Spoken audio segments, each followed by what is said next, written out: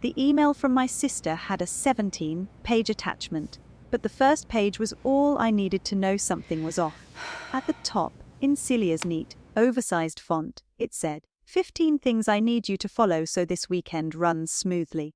Rule number 9 was the one that made me stop scrolling. Do not discuss the first 5 years of Holt and Pine events with Nolan's family or their guests. I read it twice, then went back to Rule 6, which told me not to answer questions about how our family company had recovered after Dad. Rule 12 said all business questions were to be redirected to Celia. Rule 14 said I was not to join any formal family business photographs unless I was specifically called over. My sister was getting married in 11 days. I was supposed to be helping with transportation, vendor emergencies, an elderly aunt flying in from Ohio, and apparently whatever else went wrong. So why did Celia need rules controlling what I was allowed to say about our own family? I was sitting at my desk at the Brookfield Conference Center when the email arrived, halfway through fixing a catering schedule for a medical association meeting. Logistics was what I did for a living. I managed people rooms, deliveries, timelines, and the small disasters guests were never supposed to notice. Celia knew that better than anyone. In fact, the message beneath her 15 rules said, Maren, I'm giving you the important stuff because you're the only person I trust if something goes sideways. That sounded like my sister. The rules didn't. I kept reading. Some were normal enough. Don't change table assignments. Don't bring extra guests. Be at the venue by noon on Saturday. But then there were the strange ones. Don't tell stories about our father's early corporate events. Don't discuss the years when the company operated out of the old warehouse. If anyone from Nolan's side asked about Holt and Pine, point them toward Celia. I leaned back in my chair and stared at the screen. My first reaction wasn't anger. Honestly, it was embarrassment for her. Celia had always been a planner, but weddings apparently turned planning into federal regulation. I told myself she was nervous. Nolan's family had money, connection, and the sort of polished confidence Celia had been trying very hard to match since they got engaged. His father, Richard Bell, owned several commercial properties and invested in hotels. His relatives seemed to know half the business owners in the state. Celia had spent the previous 6 months worrying about whether our mother's company looked professional enough around them. So I could almost understand the rules about business talk. Almost. What I didn't understand was why the rules were aimed so specifically at me. I wasn't even working for Holt and Pine anymore. I hadn't for years. I closed the attachment and opened the second document Celia had sent, a spreadsheet titled Maren Weekend Responsibilities. There were 23 lines. Pick up Aunt Denise Friday at 3:20. Confirm shuttle driver. Bring emergency sewing kit. Check centerpiece delivery. Keep copies of vendor contracts. Make sure Grandma Ruth had her medication bag before leaving the hotel. Be available during photographs in case the coordinator needed someone moved.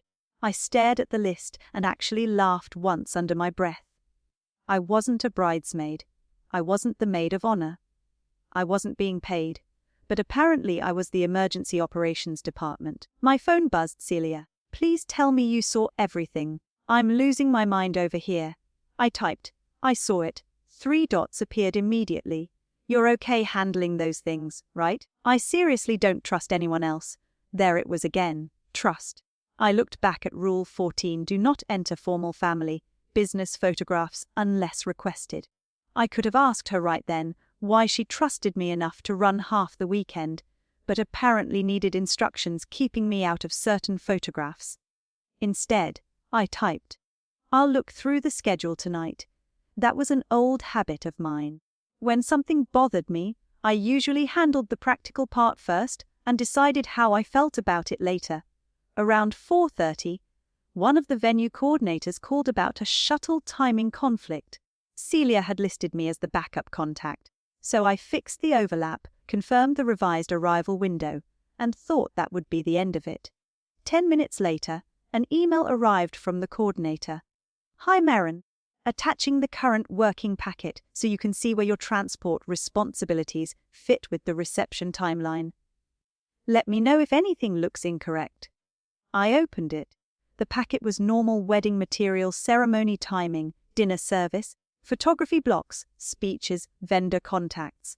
I was scrolling toward the transportation section when a heading caught my eye.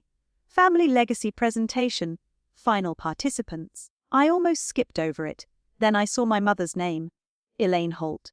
Under hers was Celia Holt. Nolan and his parents were listed on the other side. There were also 3 older relatives from our family, including Aunt Denise, the same aunt I was apparently responsible for collecting from the airport. I scanned the list once, then again slower. My name wasn't there. I searched the PDF for Maren. My name appeared 11 times in the logistics pages. Maren to confirm shuttle. Maren holds vendor copies. Maren assists elderly relatives. Maren available backstage before speeches. But under family legacy presentation, nothing. Maybe it was a mistake. That was the obvious explanation, and I wanted it to be the right one. The presentation could have been limited to people speaking. Maybe the coordinator had misunderstood Celia. Maybe there was another version. I clicked back through the pages. A paragraph beneath the heading explained that the presentation would happen before dinner and would include a slideshow about the histories and traditions of both families, with special acknowledgement of the Holt family's multi-generational event business. That made me sit up. Holt and Pine Events was not technically multi-generational yet, but it had been our parents' business for almost 25 years. My father started it with Mom. After he died, Mom kept it. Celia worked there now. I did not. Still, excluding me from a slideshow about our family history felt strange. I wasn't looking for a spotlight. I had no interest in standing beside a projector while strangers applauded old photographs. But I had spent 5 years of my 20s inside that company.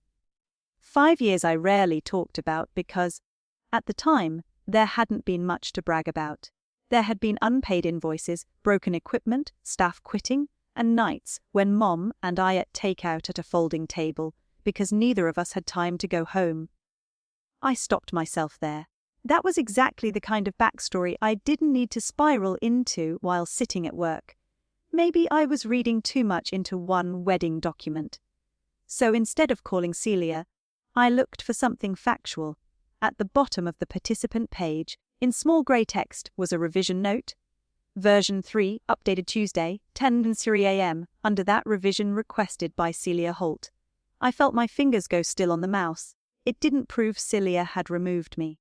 It only proved she had changed something on that page. I checked the email from the coordinator again. Current working packet. That meant there had been older versions. For the first time since opening Celia's rules, I wasn't wondering whether she was simply being a controlling bride. I was wondering whether the rules and the missing name were connected, because if my sister had intentionally taken me out of a family presentation while assigning me almost 24 jobs behind the scenes, I needed to know why before I spent the next 11 days making sure her weekend ran perfectly. The next morning, I called the venue coordinator before I could talk myself out of it. Her name was Dana, and I had already spoken to her twice about shuttle timing, so I kept my voice practical. "I'm looking at the working packet you sent yesterday," I said. "I just want to make sure I have the current version before I start adjusting anything." She clicked around on her computer. "Yes? Version 3 is the latest." I looked at the line at the bottom of the family legacy page. Were there earlier versions of that section? There was a pause, not a suspicious one, just the kind people make when they're trying to remember where a file is stored. "There should be. Give me a second." I could hear her typing. I stood by my kitchen counter with my coffee getting cold between my hands. "Okay," Dana said. "I have version 1 and version 2 here." I told myself not to jump ahead. Was I listed on the first version? Another few seconds of typing. "Yes, you were." That answer landed harder than I expected because it removed the easiest explanation.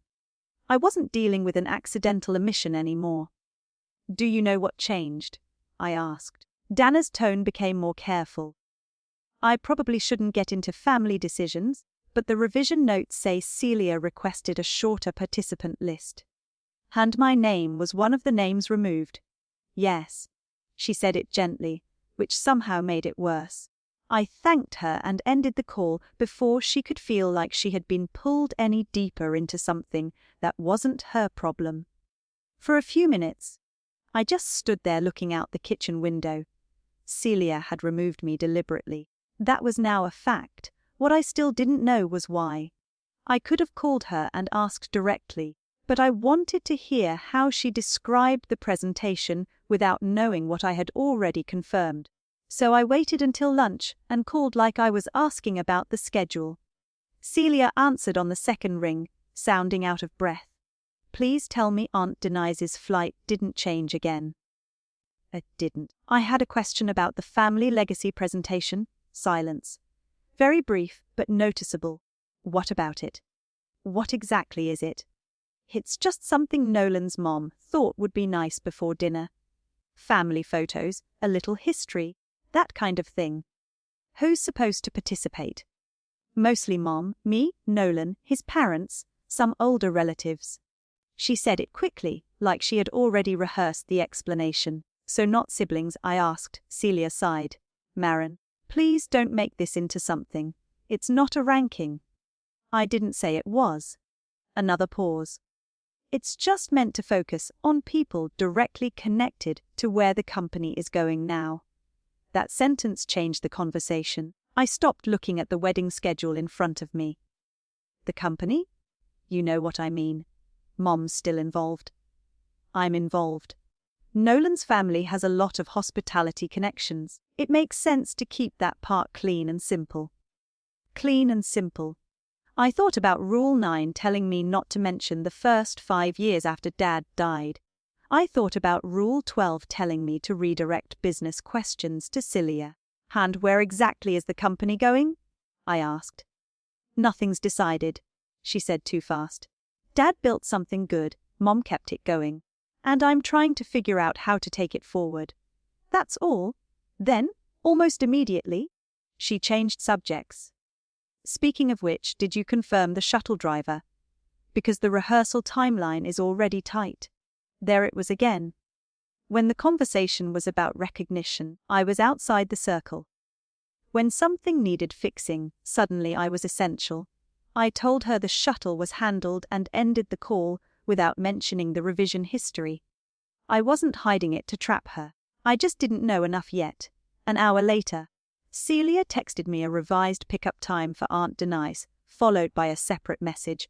Also, Nolan's dad might have some exciting ideas for Holt and Pine after the honeymoon. Mom knows he's interested, so please just let me handle business talk this weekend. I don't need old stories confusing people.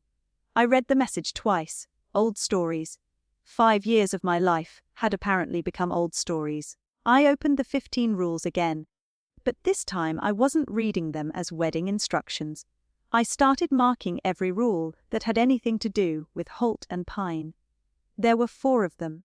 4 rules in a wedding document designed to control who could talk about our family business, what years could be mentioned, and who was allowed into the photographs connected to it. My missing name suddenly felt less like an insult and more like part of a plan. I still didn't know what Celia thought was going to happen to Holt and Pine after the wedding, but I was starting to suspect she did. That night, I printed Celia's rules and put them beside the wedding program on my dining table. Seeing them on paper made the pattern harder to dismiss. Rule 6. Don't discuss how Holt and Pine operated after Dad died. Rule 9. Don't talk about the first 5 years. Rule 12. Send business questions to Celia. Rule 14. Stay out of the formal family, business photos unless invited. 4 separate instructions, all doing essentially the same thing, keeping me away from one specific version of our family history. I called my cousin Theo. He was 3 years older than me and one of the few relatives who had actually been around during those years. He'd worked summers at Holt and Pine when he was younger, mostly loading equipment and driving vans, So he remembered the company before it had polished brochures and matching uniforms. "Can you come by?" I asked. "I need you to tell me if I'm reading too much into something." 20 minutes later, Theo was sitting across from me with the rules in one hand and a slice of leftover pizza in the other. He read Rule 9 twice. "Why would the first 5 years be forbidden?" "That's what I'm trying to figure out." He looked at me. "Those were your years." I immediately shook my head. They were Mom's years. It was her company. I didn't say it wasn't. He put the page down. "But you ran half the place." That was the part of the story I usually shortened when people asked about Holt and Pine. After died, Mom had inherited a company that looked healthier from the outside than it really was. We had equipment payments, late clients, unreliable scheduling, and too many processes that had existed only inside Dad's head. I was 24. I had been preparing to move for a job with a hotel group. Instead, I stayed. At first I told myself it would be 6 months. 6 months became a year, then 3, then 5. I rebuilt scheduling sheets, standardized vendor files, created setup checklists, and spent more weekends at event sites than I could count. Eventually the company stabilized. Then I left and built the career I had postponed. Celia, who had been away at college for much of that period, came home later and joined Mom full-time. None of that had bothered me, until someone started pretending it had happened differently. "Look at this," I said, turning my laptop toward Theo. The wedding program had a short section about Holt and Pine because our parents had built the company together. I had skimmed it before. Now I read every sentence. One line said that, after our father's death, Elaine and Celia had worked together to rebuild the business and prepare it for a new generation. Theo stopped chewing. "Celia was in school in North Carolina?" "I know." "She came back, 4 years later?" "Almost 5. He leaned closer to the screen. "Then this isn't simplifying anything. It's changing the timeline." That was the first moment I let myself call it what it was. Not an omission. Not wedding stress. A rewritten timeline. I scrolled lower. Beneath an old photograph of Mom and Dad was a caption introducing Celia as second-generation leadership, Holt and Pine events. "Have you ever heard Aunt Elaine call her that?" Theo asked. "No." "Has your mom announced Celia's taking over?" "Not to me." Theo sat back. "Maybe she assumed you wouldn't care because you left." "Leaving doesn't mean those 5 years didn't happen." I said it more sharply than I intended. Theo didn't argue. That was when I realized something else.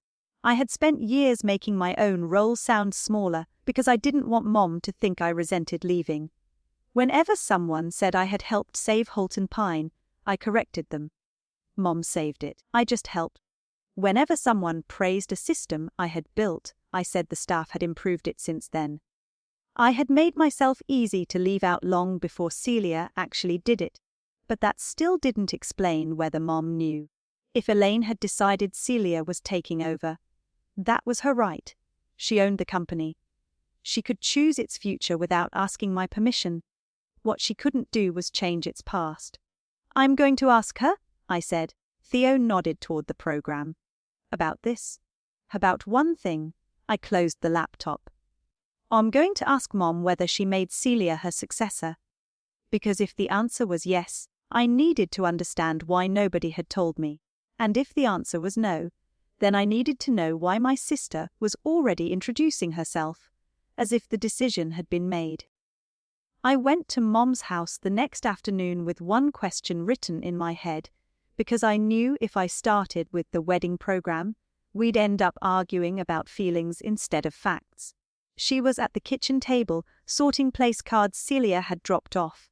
I sat across from her and asked, "Did you make Celia your successor at Holt and Pine?" Mom looked up so quickly that I knew the question surprised her. "What? Did you decide she's taking over the company?" She set down the place cards. "Where is this coming from? Can you answer me first?" Her expression tightened. "Maren, your sister is getting married next week. If this is about something," she said. "It's not about the wedding." That wasn't completely true anymore, but it kept us focused. I'm asking whether you formally decided Celia will take over Holt and Pine. Mom leaned back. I've told her that someday she might run it. She works there. You don't. Might run it. Yes. Did you transfer any ownership to her? No. Did you make her managing partner? No. Did you tell clients she's your successor? Mom's patience finally cracked. No. Maren, what exactly are you accusing me of? Instead of answering, I opened the wedding program on my phone and slid it across the table. Mom read the paragraph about Holt and Pine, then she read it again. I watched her eyes stop on the caption beneath Celia's photograph: Second Generation Leadership, Holt and Pine Events. I didn't write this, she said. Did you approve it? I saw an earlier draft of the wedding program, not this. That answer forced me to revise the story I had been building in my head. For the last 24 hours, part of me had assumed Mom and Celia had made a decision together and simply left me outside it. That would have hurt, but at least it would have made sense. Instead, Mom looked genuinely confused. Celia told me the family section was mostly about your father, she said. She asked if I minded her mentioning the company. Of course I didn't. Did she tell you Nolan's father was interested in Holt and Pine? Mom hesitated. He's asked questions? What kind of questions? Expansion, corporate events, whether we've ever considered working with larger hotel properties. That lined up with Celia's message. And what did you tell him? That we're always interested in new clients. Mom pushed my phone back toward me. That is not the same as making Celia my successor. I believed her. That didn't mean she had nothing to do with what was happening. You told Celia she might run the company someday. Because she might. Han, did you ever tell her what that actually meant? Mom frowned. I assumed she understood. Apparently she understood it as permission to introduce herself as the next generation of leadership. Mom rubbed the side of her forehead. I don't want this becoming a fight 5 days before her wedding. There was the response I had expected. Keep things calm. Get through the event. Sort it out later. Normally I would have helped her do exactly that. This time I didn't. I'm not asking you to cancel anything, I said. I'm asking whether you know what story she's telling people about the company. Mom looked back at the program. You don't even want Holt and Pine. I know. You left. I know that too. Then why does this matter so much? That question hurt more than the program had. Not because Mom was being cruel. She honestly didn't understand. Because leaving in 2019 didn't erase 2014 through 2019. She went quiet. I'm not asking you for a job. I'm not asking for ownership. But Celia's program says she helped you rebuild the company after Dad died. She wasn't there, Mom. I was. Mom looked down at the place cards scattered between us. You always said you didn't want credit for that. I said I didn't want you feeling like you owed me. There was a difference, and hearing myself say it made me realize I should have explained it years earlier. Mom picked up one card, then put it down without doing anything with it. I suppose I got used to thinking you didn't need any of this, she said. Celia stayed. You built your own career. You never asked what would happen to the company. Because I thought what happened next was your decision. I didn't realize what happened before was becoming hers. Mom didn't defend Celia this time. She looked tired. Then something changed in her expression. There is one thing. What? Celia arranged breakfast for Sunday morning, after the wedding. With who? Richard Bell. 2 people he knows who handle corporate hospitality accounts. Celia said it would be good for Holt and Pine. Are you going? She asked me to. What are you presenting? Mom stared at me. Presenting. Did she send you an agenda? Numbers. A proposal? No. I thought it was breakfast. We looked at each other across the table, and for the first time since I had opened those 15 rules, Mom seemed to be asking the same question I was. If Celia had not actually been named successor, and Mom had not approved the version of Holt and pine appearing in the wedding program. Then what exactly was my sister planning to tell Nolan's father on Sunday morning? Celia sent me her first crisis text at 7:12 the next morning. The florist needed someone to confirm access to the loading entrance. At 7:18, the shuttle company wanted an updated passenger count. At 7:26, Aunt Denise had decided she wanted to be picked up at a different terminal. Then came a fourth messagey, "Can you please handle all of this before 10? I have a fitting." Normally, I would have started making calls before I finished breakfast. I actually reached for my laptop out of habit. Then I stopped. Mom and I still didn't know what Celia planned to do at Sunday's breakfast. Celia still hadn't explained why she had removed me from the family presentation. And somehow, despite deciding I didn't belong in the story she wanted to tell, she had built an entire wedding weekend around the assumption that I would keep solving problems for her. I called instead. "Thank God," Celia said when she answered. "Did you see the florist message?" "I did. They need an answer pretty soon." "Then you should send it to Dana." Silence. "What? Dana is the wedding coordinator. Send the vendor issues to her. Dana isn't handling Aunt Denise. Then Aunt Denise can call the driver directly, or you can coordinate it." Another silence, longer this time. "Maren, what are you doing?" I kept my voice even. "I'm coming to your wedding. I'll be there for the rehearsal and ceremony. I'll sit with the family. But I'm not running operations for the weekend anymore." "Because of the slideshow?" "No. It obviously is." I looked at the spreadsheet she had sent me. 23 responsibilities, none of them attached to an actual role. "You decided what part of the family story I'm allowed to be in," I said. "That's your choice. But you don't also get to decide that I'm responsible for everything happening behind that story. That's not what I'm doing." Then handing these jobs to Dana shouldn't be a problem. Celia exhaled hard. "Dana charges for extra hours." That one sentence explained more than she intended. "Yes," I said, "because coordinating a wedding is work." "You're my sister?" "I still am." "Families help each other." "They do. But helping Aunt Denise find her seat is different from being your unpaid backup coordinator for 3 days. Celia went quiet. When she spoke again, she sounded more frustrated than angry. "Fine. But don't complain when things go wrong because you decided to make some point. I'm not asking anything to go wrong." "Sure." She ended the call.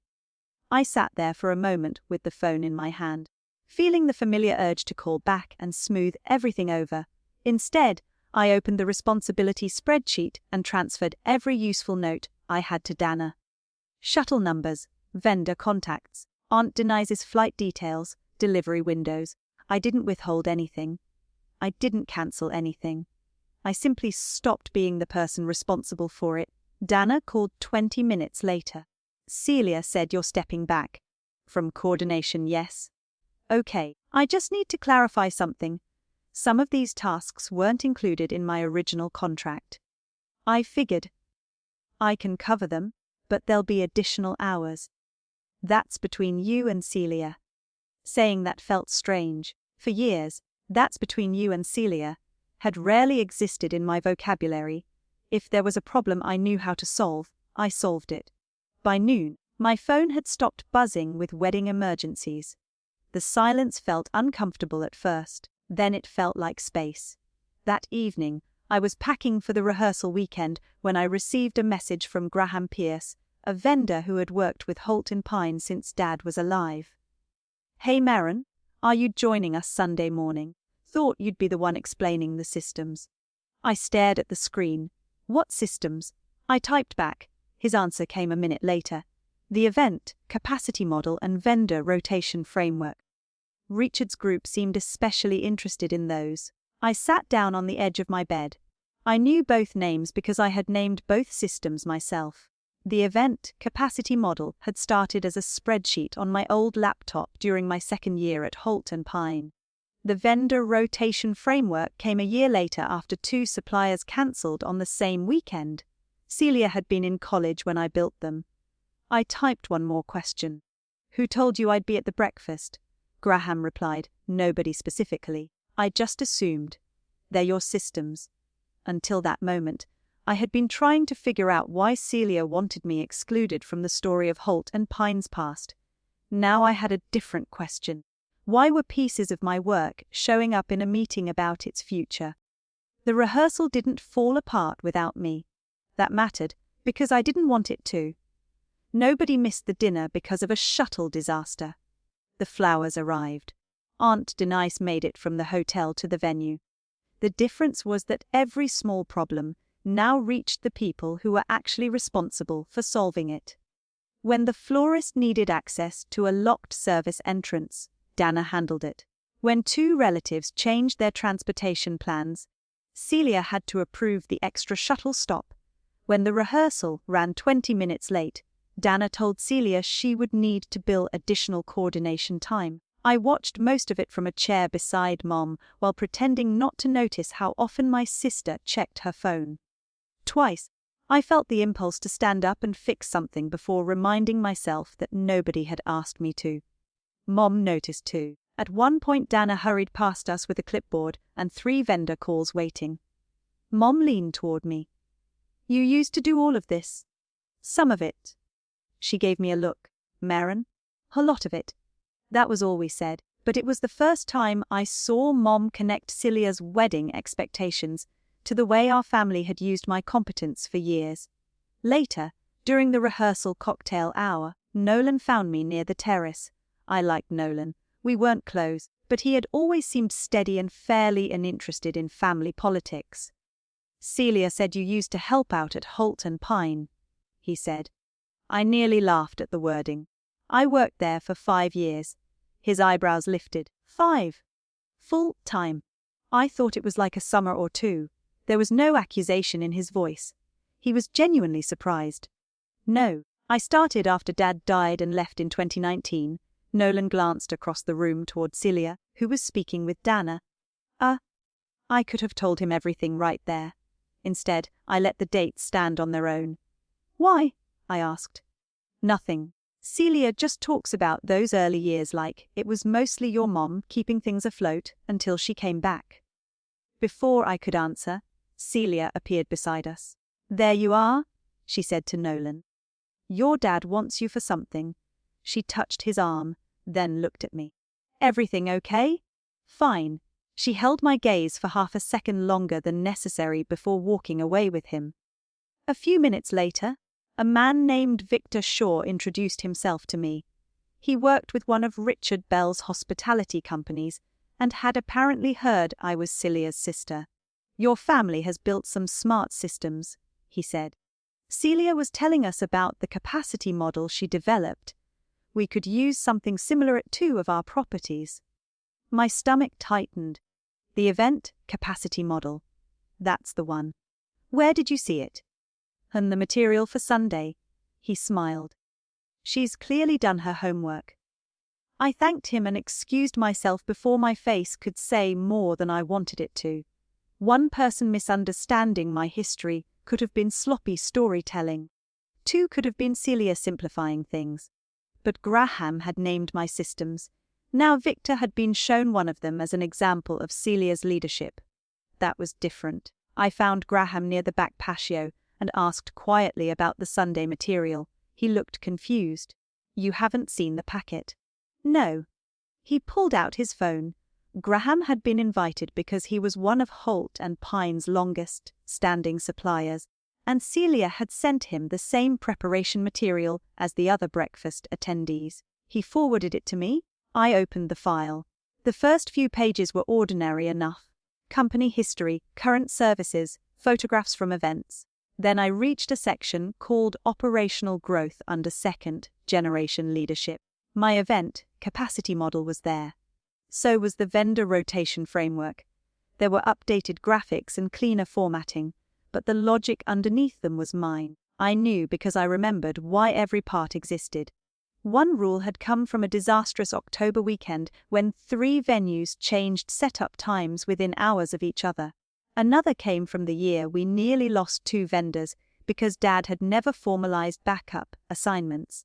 Celia's packet described those systems as examples of processes developed under Celia Holt's operational direction. I checked the dates. They were vague enough to avoid a direct lie and specific enough to create the impression she had built them. Then I saw the Sunday heading growth breakfast. Expansion discussion. This was not casual networking after a wedding. Richard Bell was bringing 2 corporate hospitality contacts. The packet discussed larger contracts, hotel partnerships, and scaling Holt and Pine's event capacity. Celia was presenting herself as the person who had already modernized the company and was ready to lead its next phase. Suddenly, Rule 9 made perfect sense. She hadn't wanted me talking about the first 5 years, because anyone who heard the real timeline might ask, who had actually built the systems she was using to establish her credibility. I didn't confront her, not there. Not with guests walking around us, and Nolan's relatives 20 feet away. I found Mom instead and asked her to come with me to a quiet room off the lobby. I need you to read something. She looked tired. Can this wait until after tomorrow? You decide. I handed her my phone. She read the first page, then the second. Her expression changed when she reached the operational section. Did Celia write this? I don't know who physically wrote it, but she distributed it. Mom scrolled farther. The vendor rotation system was already in place before she came back. Yes. And the capacity model? Yes. Mom sat down. For several seconds, she said nothing. I didn't fill the silence. I didn't need to convince her anymore. She was looking at the same thing I was. Finally, she handed my phone back. Tell me exactly which parts of this were yours. Why? Because I need to know what's true before I talk to her. It was the first time Mom had said that, instead of asking me to let something go until after the wedding. So I showed her. Not every spreadsheet. Not every late night. Just the facts, what existed before Celia returned. What I had created. What Mom herself had approved years ago. Mom listened without interrupting. When I finished, she looked toward the ballroom doors where the rehearsal dinner was about to begin. The wedding happens tomorrow, she said. I'm not turning it into a business fight. Neither am I. She nodded once. Good. Then after the reception, the 3 of us are talking. I had spent days wondering whether I would have to prove to Mom that Celia was rewriting our family history. Now the proof was sitting in Celia's own business packet. The question wasn't whether Mom believed me anymore. It was what she was willing to do about it. The next day, I went to my sister's wedding and did something Celia probably hadn't expected from me. I let it be her wedding. I didn't corner Nolan before the ceremony. I didn't whisper anything to Richard Bell. I didn't correct the family history when the legacy presentation started before dinner. I sat beside Theo and watched photographs of Dad and Mom appear on the screen, followed by newer pictures of Celia at Holt and Pine events. When the slide labeled Second Generation Leadership appeared, Theo glanced at me. You okay? He whispered. I'm fine. And surprisingly, I was. Not because the slide didn't bother me, it did, but for the first time, I understood that correcting the record didn't require ruining something else. Celia could have her wedding. The company issue would still exist when the music stopped. Mom apparently felt the same way. She smiled for photographs, welcomed Nolan's relatives, and never mentioned the packet. But I noticed she didn't clap when the second generation slide appeared. After the reception ended and most of the guests had left, Mom asked Celia to come into a small sitting room near the hotel lobby. Celia arrived still wearing her wedding dress, though she had kicked off her shoes and was carrying them in one hand. Mom, can this please be quick? Nolan's waiting upstairs. Then she saw me. Her expression changed. Seriously. Mom closed the door. Sit down, Celia. If this is about Maren being upset over the presentation. It isn't. Mom placed a printed copy of the Sunday packet on the table. Celia stopped. Mom tapped the cover. Who prepared this? I did most of it. Why? Did you send it to Richard and the other people coming tomorrow? Yes. Did you send it to Graham Pierce? Yes. Celia looked from Mom to me. What is this? Mom opened to the operational section. You described the capacity model here as part of your operational leadership. Celia crossed her arms. Because I use it. That isn't what I asked. Mom, it's marketing language. Nobody wants a 20-year history lesson at breakfast. I stayed quiet. Mom turned another page. And the vendor rotation framework. We still use that too. Who created it? Celia's eyes flicked toward me. That tiny movement answered before she did. It existed before I came back, she said. Maren created it, Mom replied. Okay, and? Celia's voice sharpened. I've updated it. I've managed it for years. Am I supposed to footnote every spreadsheet anyone ever touched? No, I said. It was the first thing I had said since she entered. But you could start by not implying you built systems that existed before you worked there. Celia looked at me. You don't work there anymore. That doesn't change who created them. And you think this is about credit? I thought it was at first. I slid the wedding program across the table. Then I saw this. Then I found out you removed me from the original participant list. Then Graham asked why I wasn't attending a meeting about systems I built. Celia's face hardened. So you've been talking to vendors about me? Who contacted me? Of course he did. She turned toward Mom. This is exactly why I wanted a simple story. Every time Maren's history with the company comes up, suddenly we're explaining who did what 10 years ago instead of talking about where we're going. There it was. Not a confession delivered neatly for my benefit, just frustration that had finally run out of places to hide. Mom asked, Where exactly are we going? Celia stared at her. What? You keep saying that. Where is Holt and Pine going? We have an opportunity to grow. That wasn't my question. Celia sat down at last. Richard thinks we could handle regional hotel contracts. Victor has 2 properties looking for a new events partner. If tomorrow goes well, that could change the company. And who told them you were taking over? Mom asked. Nobody had to tell them. Then why does every document make it look settled? Celia's jaw tightened. Because somebody has to look like they're leading. The room went quiet. She looked at me then, and for the first time her anger seemed less about the wedding and more about something she had been carrying for years. You got to leave, Maren. You got to build another career and show up whenever you felt like it. I stayed. I dealt with Mom changing her mind every 6 months. I handled clients, employees, weekends, everything. And now that there's finally a real opportunity, I'm supposed to introduce myself by explaining that half the systems came from my sister who walked away. You don't have to introduce me at all, I said. Then what do you want? The truth to stay true even when I'm not in the room. Celia looked away. I understood her better in that moment than I had all week. She wasn't trying to steal Holt and Pine because she hated me. She was afraid that if people knew how much of the company's recovery had happened before she arrived, they would see her as someone maintaining another person's work instead of someone capable of leading. That fear didn't excuse what she had done, but at least it made sense. Mom sat across from her. I made a mistake too. Celia looked up.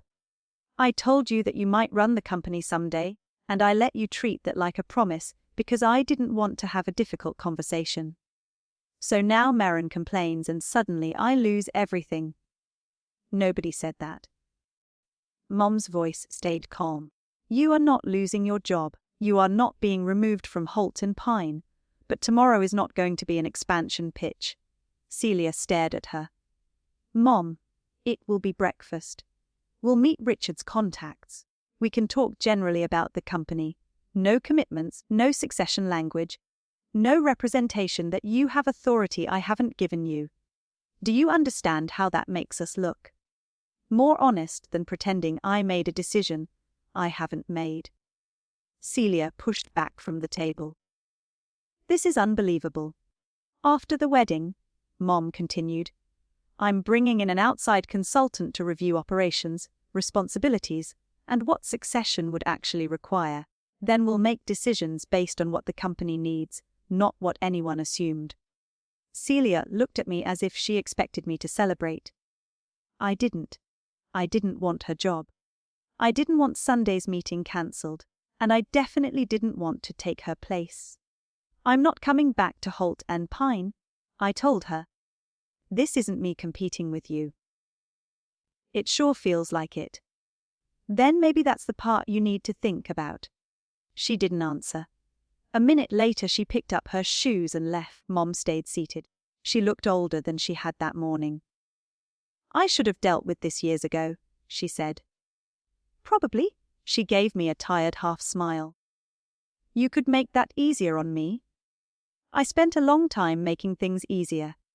That stopped the smile, but she nodded. Then she pulled the packet toward herself. I need something from you. What? Write down what you actually did at Holt and Pine from 2014 through 2019. Systems, operations, responsibilities, just facts. Why? Because whatever happens next, I'm not letting the company history depend on whoever tells the cleanest version anymore.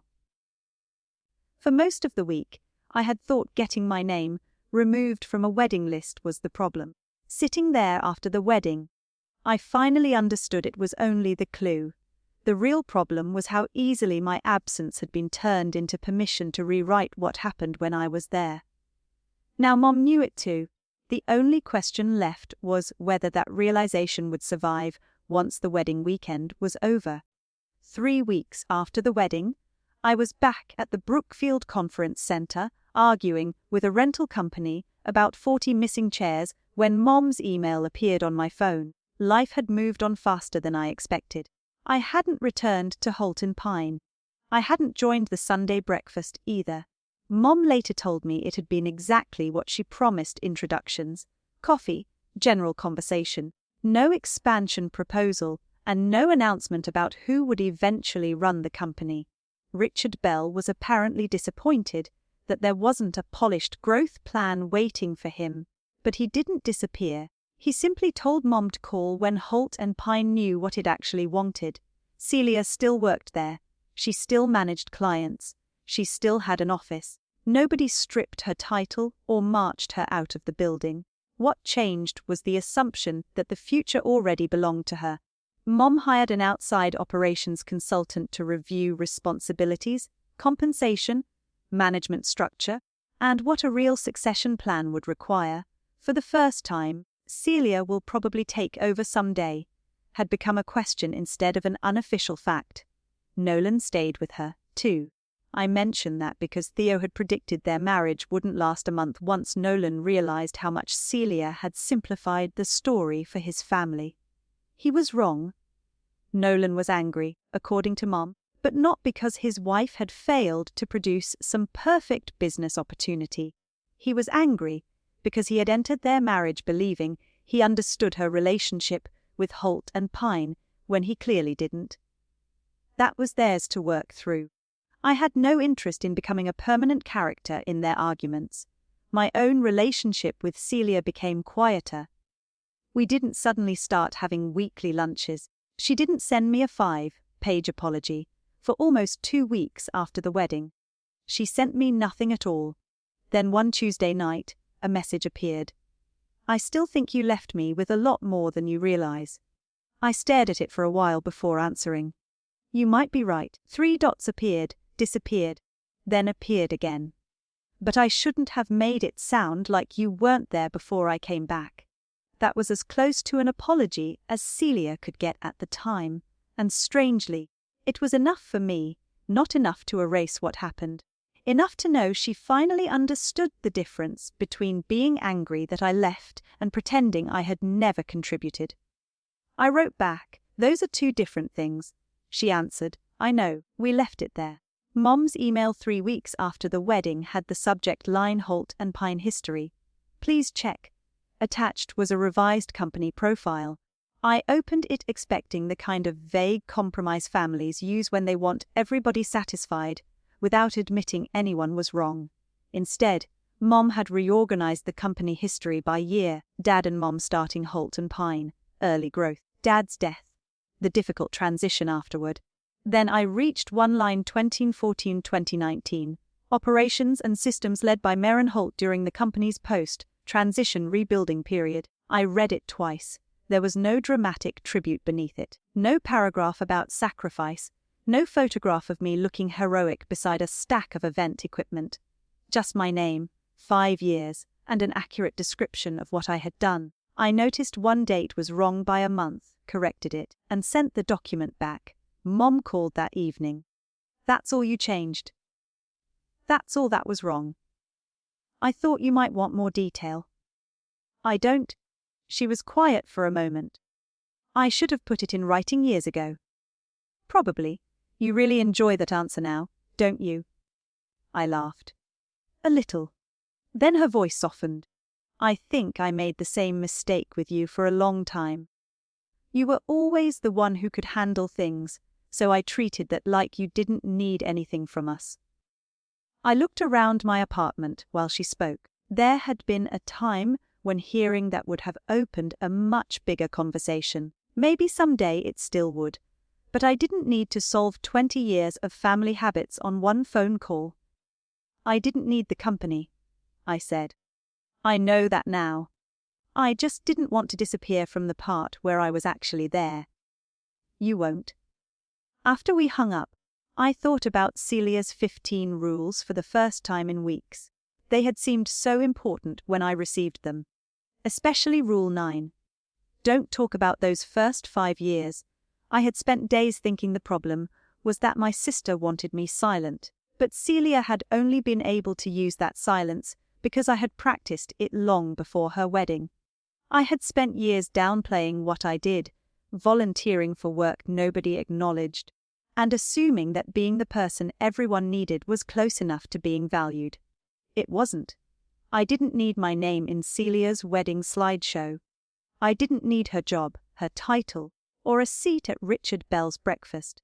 I just needed to stop cooperating whenever keeping the peace required me to pretend my own history mattered less than everyone else's comfort.